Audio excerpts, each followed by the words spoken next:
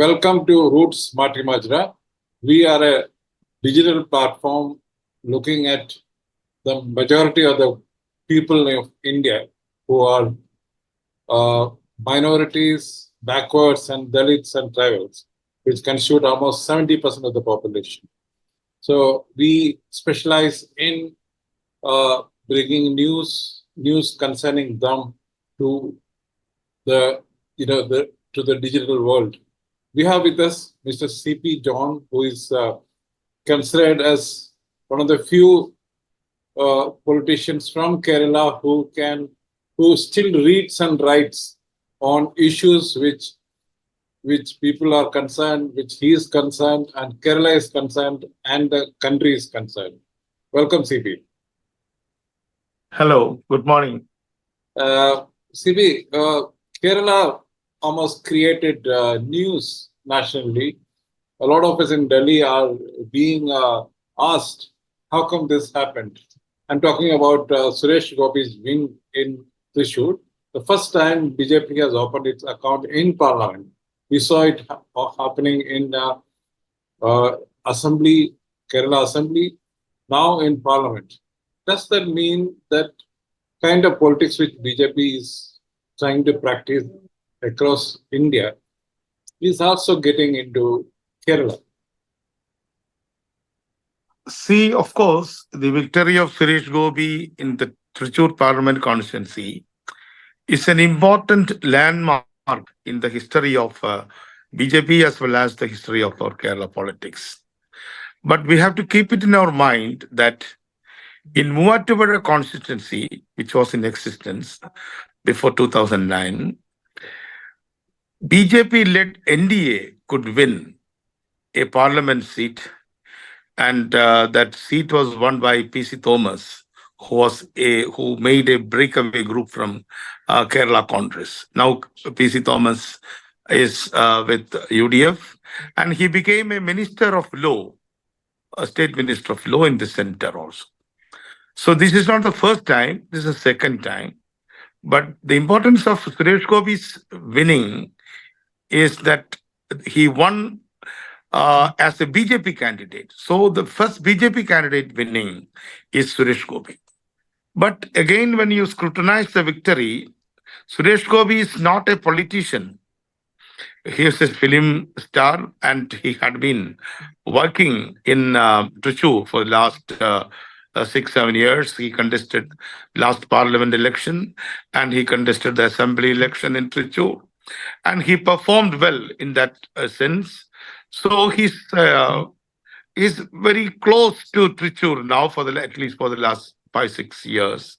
But I am not trying to diminish the importance of the victory of BJP in Thrissur. I think I can go to the statistics from Thrissur, how he won. He got 38% votes, and the CPI candidate got 31% votes, and Muralidharan, son of late K. Karunakaran, our chief minister, got 30% votes.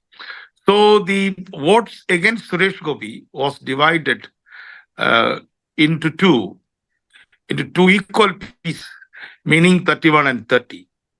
So this victory, of course, I am not diminishing the importance of Suresh Gopi's victory. This victory has so many other reasons also. Because in the midst of the electioneering, Congress changed the candidate of a Thrissur constituency. The former MP, the sitting MP, could not get the seat from the Congress party, though he had campaigned a lot in that constituency as a proposed candidate. So there was a big turmoil in the Congress party and among the electorate. So the electorate was confused, and the confusion was in favor of Suresh Gopi, and especially the minority votes were divided.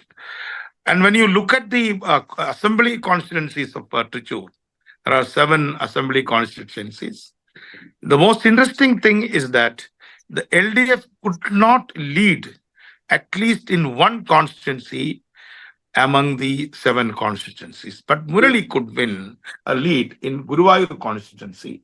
You mean And this he became, LDF, despite getting 31%, could not lead in yeah, any yeah, other yeah. constituencies, which is That's very the point. considering that LDF is supposed to be a LDF stronghold. That's a big setback to LDF.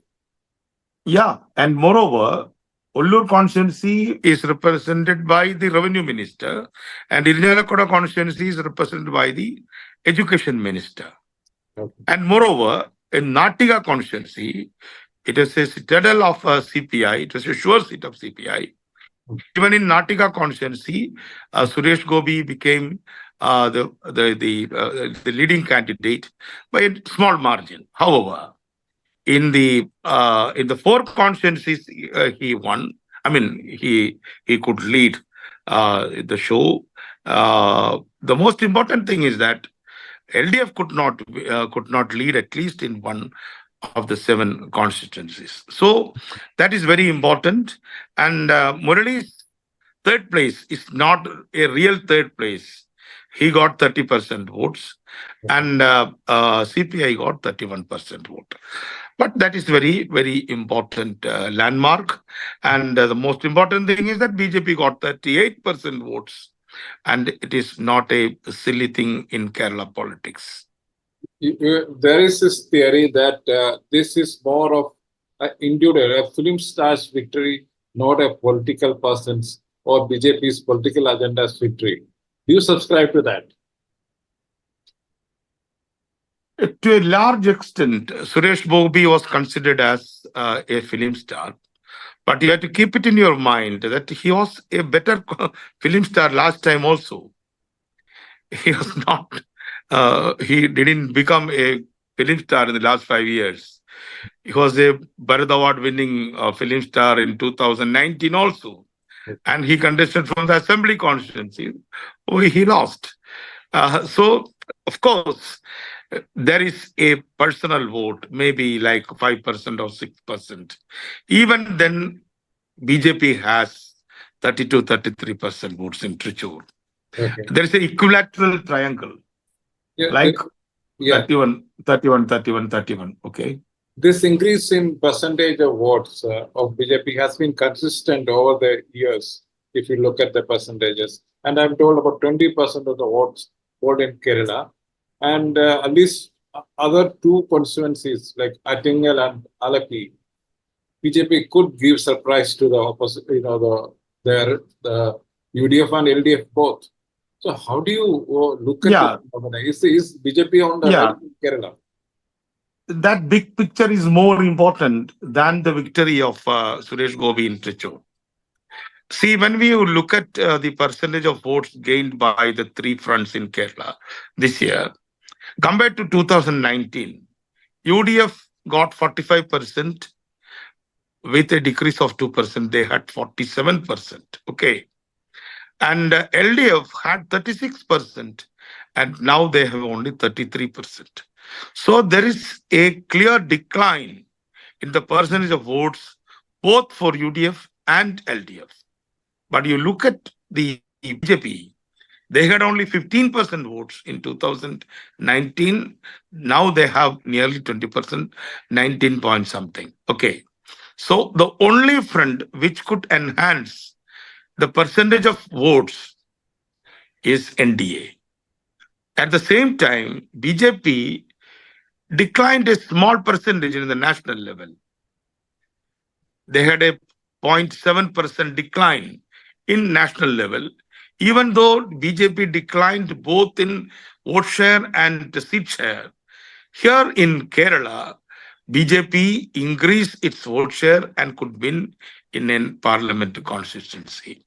So that is very interesting to think about. But at the same time, I do not think that it will contain linear manner, and this will continue in the next elections from 20, 25, 30, like that. No. So what do you think it will not go in an arithmetic progression as far as I BJP is agree concerned. with you on that. But what do you think is this growth? What contributed to this growth? Is it BDGs? Because the constituencies look at Artingal and Alapi. It is definitely Irawa dominated constituencies. And Iravas, the backwards in the Hindu community, they are supposed to be the strong backers of CPM, especially. In fact, we joke that Yeah, there's a CPM is the uh, largest Hindu party of Kerala as of now. yeah, it's a very, very pertinent, it's a very big question, it's a pertinent question. Even in Trichur, though it is known for upper caste temples like Vadakanathan and like any other temple, the presence of Idava community is very, very important. The OBC Hindu is very important in Trichur.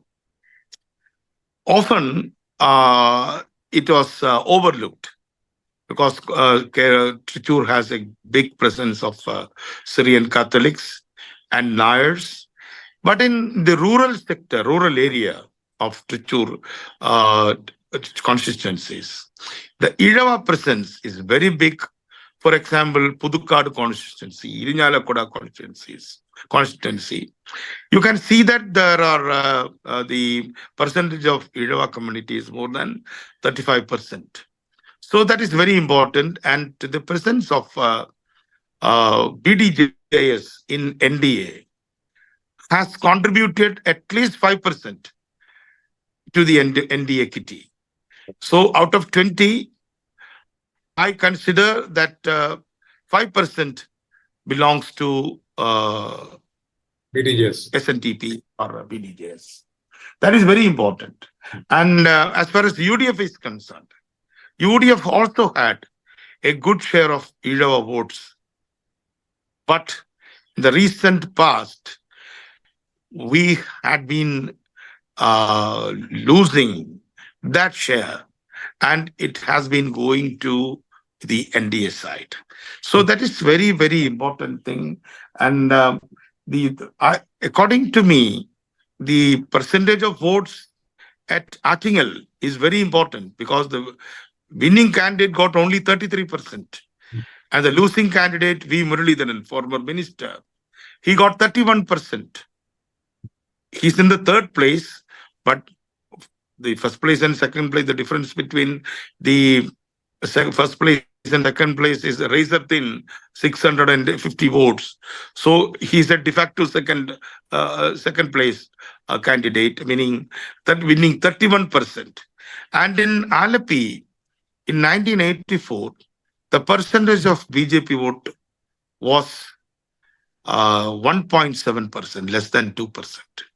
In the last 40 years, in Alapi, BJP has 28.3% votes. But in Trivandrum, even before BJP coming into power in the center, BJP and Hindu Munani had a backing at Trivandrum. Now BJP has got 35.52% votes in Trivandrum because they have a good backing in Trivandrum constituency. And the increase of votes in Alapi, Pathanamthitta, and Attingal are very important.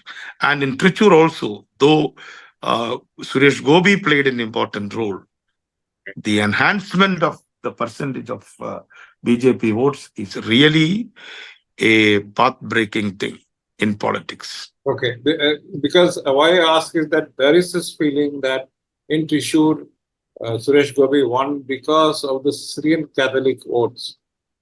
You are saying that it is not just that, it is the backwards Hindu votes which has actually made him win. Is that so? Yeah, that is the backbone. That is the backbone of Suresh Gopi's victory. But of course, there is an icing on the cake. The Syrian Catholics, a small percentage of Syrian Catholics has shifted towards Suresh Gopi. It's a reality. And Syrian Catholic Church has got so many institutions in Trichur constituency. It's an institutional Christianity, you may call it, because it is, of course, denominational as well as institutional. because they have two medical colleges, several very famous colleges like St. Thomas and Christ, and so many other colleges and schools. So they are depending on several institutions.